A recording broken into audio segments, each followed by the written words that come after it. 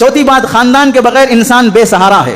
اگر کسی کا خاندان نہیں ہوگا، مثلا یہاں تک بھی سمجھ لیجئے کہ اگر کسی کے گھر میں صرف اکیلا لڑکا پیدا ہوا، اب اس کے بعد بچے نہیں ہو رہے ہیں، لڑکی پیدا ہوئی اور اس کے بعد بچے نہیں ہو رہے ہیں، ماں باپ بھی پریشان رہیں گے، اور ایک بچہ ہو گیا تو اچھا رہتا، اور ایک بچی ہو گئی تو اچھا رہتا. یہ بڑا ہونے کے بعد بھی تنہائی محسوس کرے گا، میں اکیلا ہوں صاحب، پورا گھر مجھے ہی سنبھالنا پڑے گا، میرا کوئی بھائی نہیں ہے، میری کوئی بہن نہیں ہے. تنہا ہونے کے باوجود بھی انسان بے سہارا اپنے آپ کو محسوس کرے گا. اسی واسطے آپ دیکھ لیجئے، اگر کسی بچے کے یہاں نہ ددیال ہے، نہ ننیال ہے، نہ چاچا ہے، نہ ماموں ہے، نہ پھوپھی ہے، نہ خالہ ہے، تو پھر اس صورت میں انسان کا حفاظتی حصار ختم ہو جاتا ہے. حفاظتی حصار ختم ہو جاتا ہے. میں پیدا ہوا لیکن میرا کوئی چاچا نہیں ہے، کوئی تایا نہیں ہے، میں کس کو دادا بولوں، کس کو ماموں بولوں، کس کو خالو بولوں، کوئی ہے ہی نہیں ہے. تو انسان اپنی زندگی میں بے سہارا محسوس کرے گا. حتیٰ کہ انسان اگر وہی بچہ جوان ہو جائے، جوانی کے بعد اگر اسے بیوی نہ ملے، 25 سال ہو گئے، 30 سال ہو گئے، پھر بھی باپ ہیں، ماں ہیں، بہن ہے، پھوپھو چاچا سب ہیں، جوانی کی دہلیز پر قدم رکھا، اب پھر بھی اپنے آپ کو اکیلا محسوس کرے گا جب تک کہ بیوی نہ مل جائے.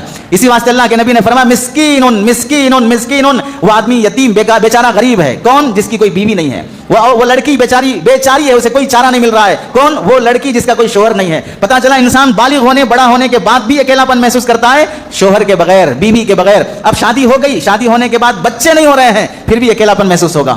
زندگی کا مقصد ناتمام لگے گا. کیوں جی رہے ہیں، کیوں شادی ہوئی، بچے نہیں ہو رہے ہیں، کتنا ٹینشن لگا. حالانکہ سسرال بھی ہے، ددیال بھی ہے، ننیال بھی ہے. پتا چلا ہر موقع پر انسان کو سہارے کی ضرورت ہے، ہر موقع پر انسان کو خاندان کی ضرورت ہے. اولاد نہیں ہوئی تو دیکھو کتنے بابا، کتنے عامل، کتنے ڈاکٹر، کتنی منتیں، کتنی درگاہیں. اب تو لوگوں نے ایک ٹور شروع کر لیا ہے کہ جیسے عمرے کا ٹور اور ٹریول ہے، ویسے اجمیر شریف کا بھی ٹور اور ٹریول، اس کے بھی اتنا پیکیج، اتنی مقدس زیارتیں، یہ ہوٹل میں قیام، یہاں پر سجدہ، یہاں پر طواف، یہاں پر چادر، شرکیاں کام کر کے لوگوں کو دعوت دے دے کے بلا کے لے جا رہے ہیں. رسول پاک صلی اللہ علیہ وسلم کا جو مقام ہے اجمیر شریف کا، وہ مقام بیان کر کے، وہ مقدس زیارتیں کرا کے شرک میں مبتلا کر کے حرام کمانے کی لوگوں نے عبادت سمجھ رکھا ہے.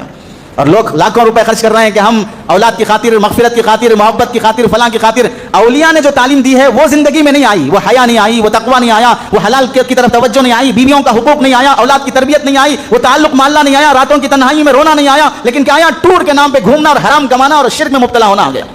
پتا چلا انسان ہر موقع پر بے سہارا ہے. اولاد کی ضرورت پڑتی، ددیال کی، ننیال کی، سسرال کی ضرورت پڑتی ہے.